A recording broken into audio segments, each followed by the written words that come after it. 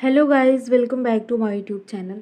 आशा है कि आप सभी काफ़ी अच्छे होंगे और अपने एग्ज़ाम की तैयारी आप सभी काफ़ी अच्छे से कर रहे होंगे। आज के इस वीडियो में हम यूपीएससी के पीवाईक्यूज़ को लेकर यहाँ पर डिस्कस करेंगे और आप यहाँ पर देख सकते हैं पिछले 10 वर्षों के पॉलिटी से जो भी प्रश्न पूछे गए हैं उनका हम यहाँ पर विश्लेषण देखेंगे।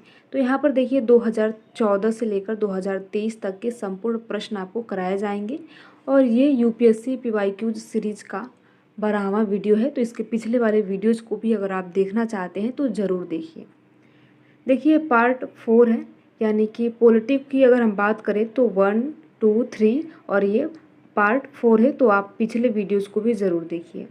यहाँ पर हम थोड़ी सी बात करें कि प्रीवियस ईयर का ट्रेंड क्या था, यानी पॉलिटी से कितने प्रश्न पूछे गए थे। तो आप यहाँ पर देख सकते हैं पिछले 10 वर्षों के पॉलिटी से पूछे गए प्रश्नों की संख्या है और यहाँ पर आप ईयर वाइज करके देख सकते हैं कि कौन से ईयर में कितने प्रश्न पूछे गए थे।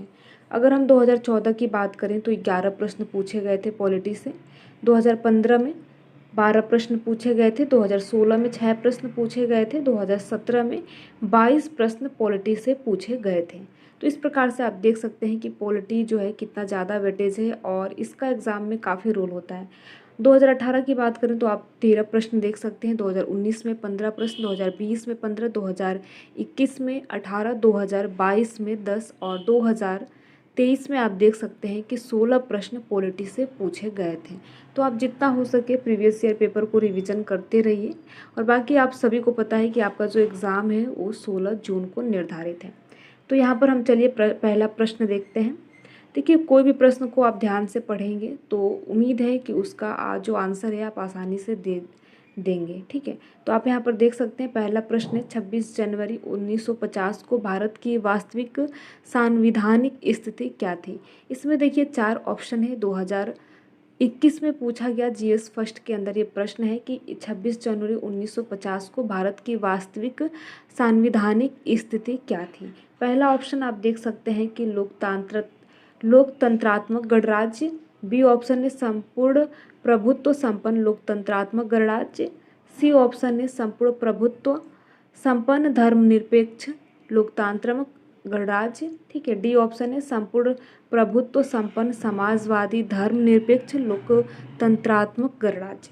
देखिए आप सभी को पता है, आप सभी ने पॉलिटी पढ़ाई होगा तो आप सभी को पता है कि ये जो शब्द है यहाँ पर अगर आप शब्दों को देखेंगे समाजवादी धर्मनिरपेक्ष, ये सारे शब्द आप सभी को पता है कि जब 42वां संविधान संशोधन हुआ था 1976 में, तब इन सारे चीज़ों को जोड़ा गया था।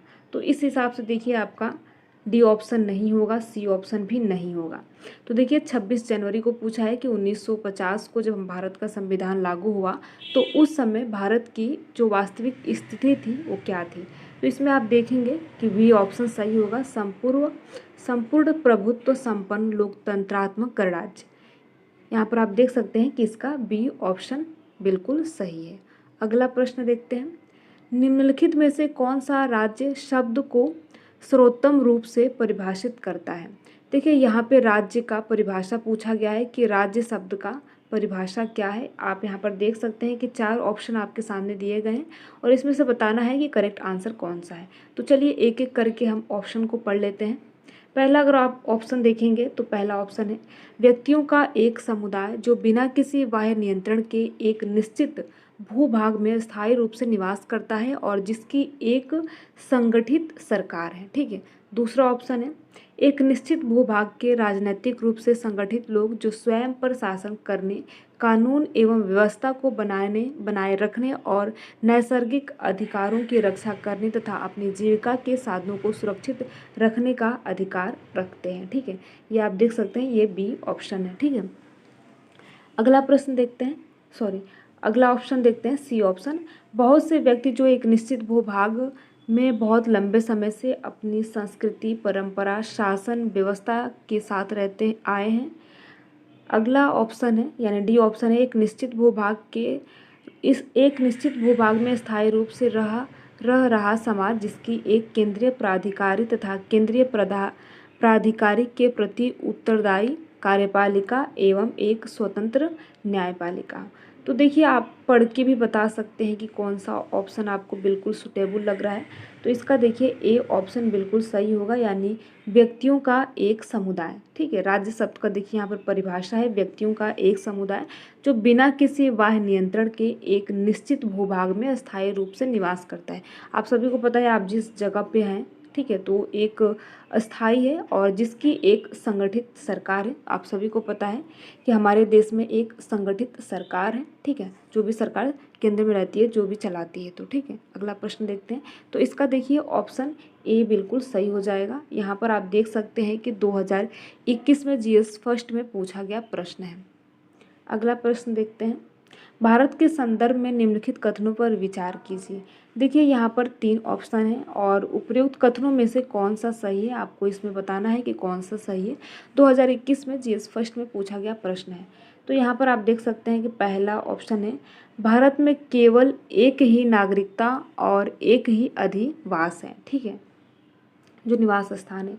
दूसरा है जो व्यक्ति जन्म से नागरिक हो केवल वही राष्ट्राध्यक्ष बन सकता है। देखिए आप सभी को पता है कि ये गलत है, ठीक है।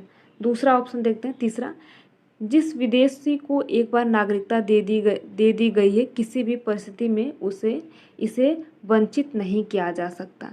देखिए बिल्कुल वंचित किया जा सकता है, ऐसा ज़रूरी नहीं है कि उसे हर परिस्थिति में जो है वंचित नहीं किया जाएगा। तो तीसरा ऑप्शन भी गलत हो जाएगा और बी ऑप्शन भी, जो बी ऑप्शन है बी भी गलत हो जाएगा। तो कौन सा बचा? तो आप देख सकते हैं केवल और केवल ए ऑप्शन बिल्कुल सही है, ठीक है। अगला प्रश्न देखते हैं।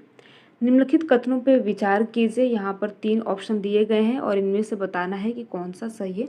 2021 में जीएस फर्स्ट में पूछा गया प्रश्न है। तो पहला ऑप्शन यहाँ पर हम देखते हैं, भारत में एक ऐसा कानून नहीं है, ठीक है, भारत में ऐसा कोई कानून नहीं है जो प्रत्याशियों को किसी एक लोकसभा चुनाव में 3 निर्वाचन क्षेत्रों से लड़ने से रोकता है।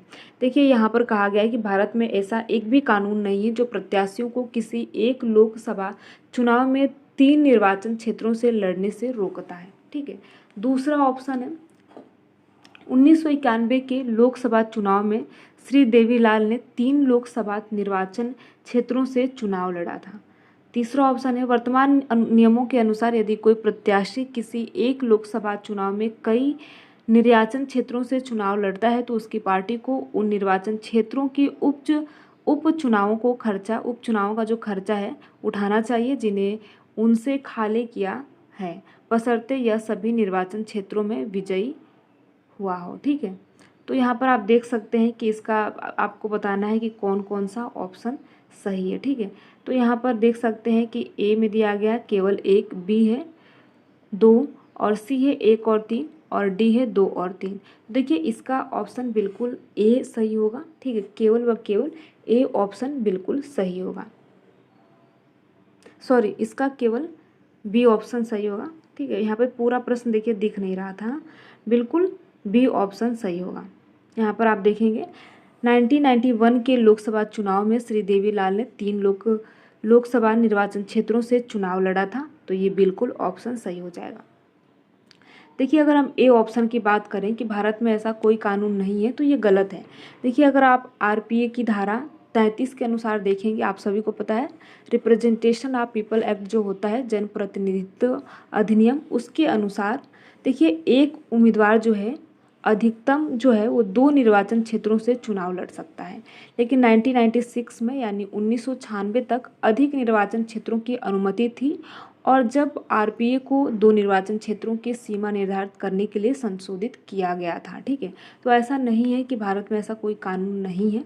तो इस हिसाब से देखिए पहला ऑप्शन बिल्कुल गलत हो जाएगा। और यहाँ पर आप देखेंगे कि वर्तमान नियमों के अनुसार, तीसरा ऑप्शन है वर्तमान नियमों के अनुसार यदि कोई प्रत्याशी किसी एक लोकसभा चुनाव में कई निर्वाचन क्षेत्रों से चुनाव लड़ता है तो उसकी पार्टी को उन निर्वाचन क्षेत्रों से उपचुनाव का खर्चा उठाना चाहिए जिन्हें उसने खाली किया है, बशर्ते वह सभी निर्वाचन क्षेत्रों से विजयी हुआ हो। तो देखिए तीसरा ऑप्शन भी गलत होगा, ठीक है, तीसरा ऑप्शन भी गलत होगा। देखिए कोई उम्मीदवार एक से अधिक निर्वाचन क्षेत्रों में चुनाव लड़ता है तो उसे प्रत्येक चुनाव के लिए चुनाव का खर्चा अलग अलग रिटर्न दाखिल करनी होगी, ठीक है। तो इस हिसाब से जो तीसरा ऑप्शन है वो भी गलत है। तो केवल और केवल बी ऑप्शन सही है, यानी कि दूसरा ऑप्शन सही है। 1991 के लोकसभा चुनाव में श्री देवीलाल ने 3 लोकसभा निर्वाचन क्षेत्रों से चुनाव लड़ा था। अगला प्रश्न देखते हैं। निम्नलिखित कथनों पर विचार कीजिए। यहाँ पर आपके सामने 3 कथन दिए गए हैं और नीचे आप देखेंगे कि 4 ऑप्शन दिए गए हैं। इसमें से बताना है कि कौन सा कथन सही है।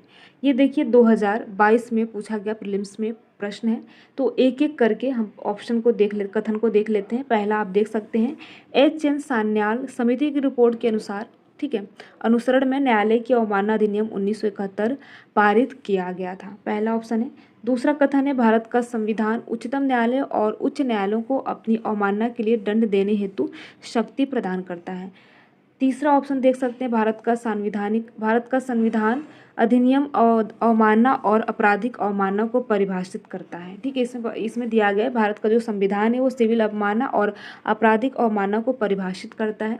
चौथा ऑप्शन है, भारत में न्यायालयों की अवमानना के विषय में कानून बनाने के लिए संसद में शक्ति निहित है। तो देखिए इसमें से बताना है कि कौन सा ऑप्शन बिल्कुल सही है। ठीक है, तो आप यहाँ पर देखेंगे एच.एन. सान्याल, ठीक है, एच.एन. सान्याल समिति की रिपोर्ट के अनुसरण में न्यायालय की अवमानना अधिनियम 1971 पारित किया गया था। तो ये ऑप्शन बिल्कुल सही है।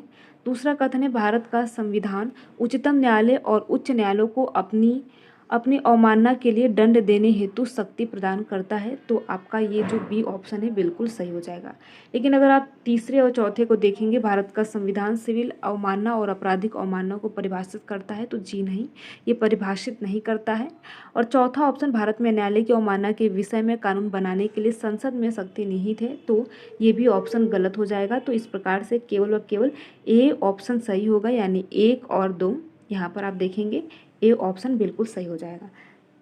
देखिए हम थोड़ा सा बैकग्राउंड इन्फॉर्मेशन के बारे में बात करें तो 1961 में, देखिए 1961 में भारत सरकार के लिए एक अतिरिक्त सॉलिसिटर जनरल जो एच.एन. सान्याल की अध्यक्षता में एक समिति को भारत में अवमानना कानूनों के आवेदन की जांच के लिए नियुक्त किया गया। तो ये चीज़ें आपको याद रखना है। सॉलिसिटर जनरल का जो है वो नियुक्ति की गई, क्यों नियुक्ति की गई? भारत में अवमानना कानूनों के आवेदनों की जांच के लिए नियुक्ति की गई। और इसी के साथ साथ देखिए इस समिति की अनुशंसा पर न्यायालय अवमानना अधिनियम 1971 पारित किया गया था। तो आप ये याद रखेंगे कि जो 1961 था उसके संदर्भ में जो 1971 का अधिनियम था वो पारित किया गया था। तो इस प्रकार से 1 और 2 ऑप्शन बिल्कुल सही होंगे और भारत का संविधान उच्चतम न्यायालय और उच्च न्यायालय को अपनी अवमानना के लिए दंड देने हेतु शक्ति भी प्रदान करता है। तो इस प्रकार से 1 और 2 ऑप्शन बिल्कुल सही हो जाएंगे। अगला प्रश्न देखते हैं, किसी संविधान संशोधन विधेयक को भारत के राष्ट्रपति की पूर्व सिफारिश की अपेक्षा होती है। दूसरा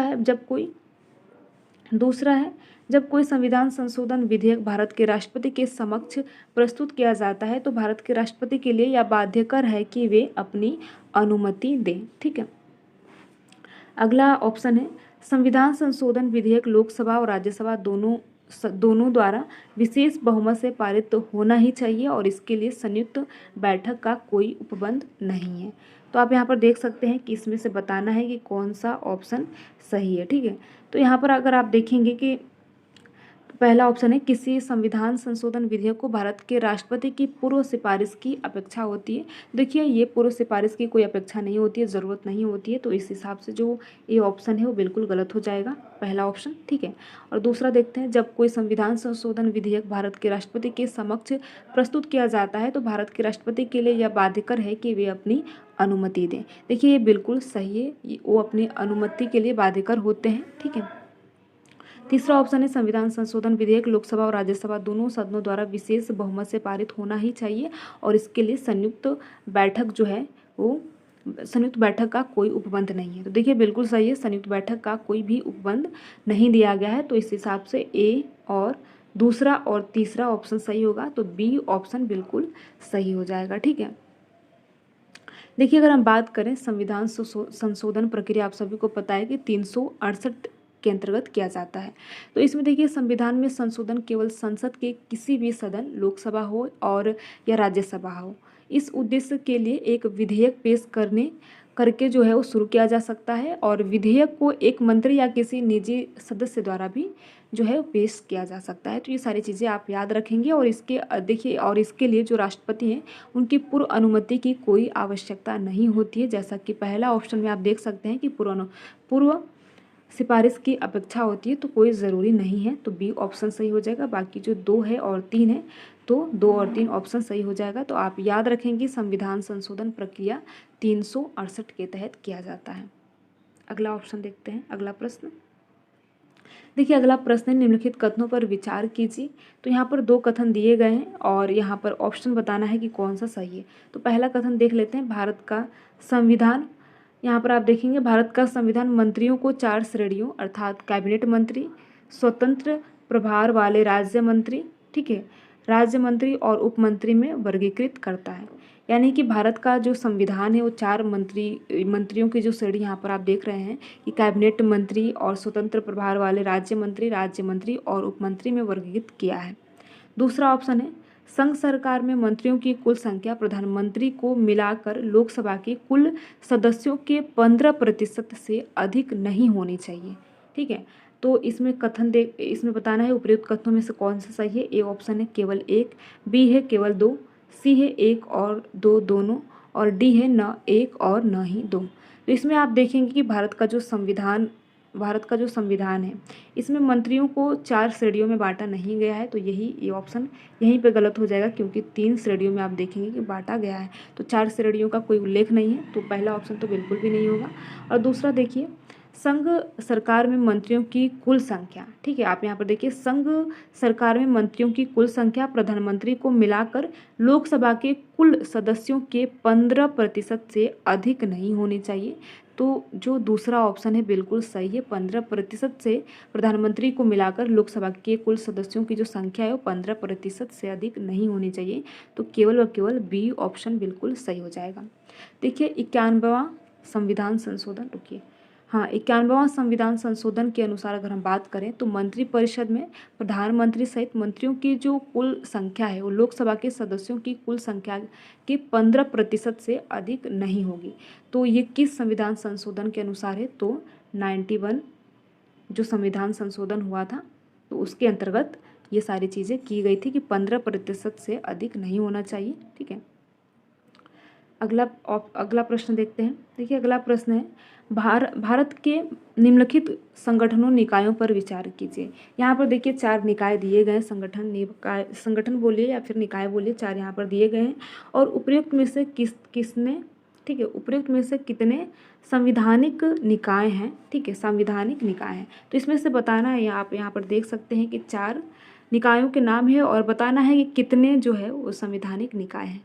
देखिए 2023 में पूछा गया प्रश्न है। अगर आप 2023 के प्रश्नों को देखेंगे तो यहाँ पर प्रश्नों की आपको अधिक संख्या ऐसे ही मिलेगी, केवल 1, केवल 2, केवल 3 और सभी 4। तो इस प्रकार से 2023 में सारे प्रश्नों को लगभग प्रश्न आपको इसी फॉर्मेट में देखने को मिले थे, ठीक है। तो देखिए राष्ट्रीय पिछड़ा वर्ग आयोग है, दूसरा ऑप्शन है राष्ट्रीय मानव अधिकार आयोग, तीसरा है राष्ट्रीय विधि आयोग, चौथा है राष्ट्रीय उपभोक्ता विवाद निवारण आयोग। तो सबसे पहले आपको संवैधानिक निकाय का मतलब पता होना चाहिए, उम्मीद है कि आप सभी को पता होगा, ठीक है। देखिए संवैधानिक निकाय की अगर हम बात करें तो ऐसा निकाय जिनका जो स्थापना है वो संविधान के द्वारा किया जाता है, ठीक है, जिनका जो स्थापना है वो संविधान के द्वारा किया जाता है। तो ऐसे निकायों को हम संवैधानिक निकाय कहते हैं, जिसमें आप देखेंगे, ठीक है, पिछड़ा वर्ग जो है यहाँ पर राष्ट्रीय पिछड़ा वर्ग संवैधानिक निकाय है, ठीक है। बाकी आप यहाँ पर देखिए राष्ट्रीय मानवाधिकार ये संवैधानिक निकाय नहीं है, ठीक है। और राष्ट्रीय विधि आयोग ये भी संवैधानिक निकाय नहीं है। राष्ट्रीय उपभोक्ता विवाद निवारण आयोग तो ये भी नहीं है। तो ये तीनों नहीं है, तो केवल व केवल ए ऑप्शन सही होगा, यानी कि केवल एक, तो ए ऑप्शन सही होगा, ठीक है। देखिए अगर हम संवैधानिक निकायों की बात करें तो आप याद रखेंगे जो राष्ट्रीय पिछड़ा वर्ग है वो आर्टिकल 340 में है, ठीक है, ये है। और इसके बाद संघ लोक सेवा आयोग जिसकी आप तैयारी कर रहे हैं वो भी जो है वो संवैधानिक निकाय है, जो कि 315 आर्टिकल 315 में है। और चुनाव आयोग जो कि 324 में है, जो कि संवैधानिक निकाय है। तो आप ये सारी चीज़ों को याद रखेंगे, ठीक है। देखिए ये जो अगला प्रश्न है ये प्रश्नों का पूरा नहीं लिया गया है, तो जब हम अगले वीडियो में आप सभी को बताएंगे तो उसमें इस प्रश्न को जो है वो कवर करा लिया जाएगा। और एक भी प्रश्न आपका किसी भी ईयर का छूटेगा नहीं, 2014 से लेकर 2023 तक के प्रश्नों को, ठीक है। देखिए अगर हम थोड़ा सा इनकी भी बात करें, क्योंकि देखिए अगर आप कोई प्रश्न जो है वो बैकग्राउंड इन्फॉर्मेशन के साथ पढ़ेंगे तो इससे ये रहेगा कि आप लंबे समय तक याद रखेंगे। देखिए, अगर हम राष्ट्रीय मानव अधिकार की बात करें, ठीक है, राष्ट्रीय मानव अधिकार की बात करें तो ये एक वैधानिक निकाय है, ठीक है, वैधानिक निकाय है, ठीक है, तो इसको आप याद रखेंगे। और राष्ट्रीय विधि आयोग की अगर हम बात करें तो देखिए, ये न तो संवैधानिक निकाय है और ना ही वैधानिक निकाय है। इसका गठन जो है भारत सरकार कानून और न्याय मंत्रालय के द्वारा किया गया था। तो इसका देखिए उद्देश्य की अगर हम बात करें तो कानून के क्षेत्र में अनुसंधान करना, ये राष्ट्रीय विधि आयोग का उद्देश्य है। अगर हम बात करें राष्ट्रीय उपभोक्ता विवाद निवारण आयोग का, तो देखिए ये जो निकाय है ये वैधानिक निकाय है, जिसकी स्थापना 1986 में की गई थी। 1986 में राष्ट्रीय उपभोक्ता विवाद निवारण की जो स्थापना है वो की गई थी। तो इस प्रकार से देखिए आप याद रखेंगे और जितना हो सके आप प्रश्नों को रिवीजन करते रहिए। जो भी आपने PYQ अभी तक सॉल्व किया है उसको आप रिवीजन करते रहिए, और रिवीजन करेंगे तो निश्चित तौर पर एग्ज़ाम हॉल में आपको इससे फ़ायदा होने वाला है। बाकी वीडियो में लास्ट तक बने रहने के लिए आप सभी का बहुत बहुत धन्यवाद। अगर आपको ये वीडियो अच्छा लगा हो तो आप वीडियो को लाइक कर सकते हैं। अगर आप कोई सुझाव देना चाहते हैं तो कमेंट बॉक्स में कोई सुझाव भी दे सकते हैं। Thank you.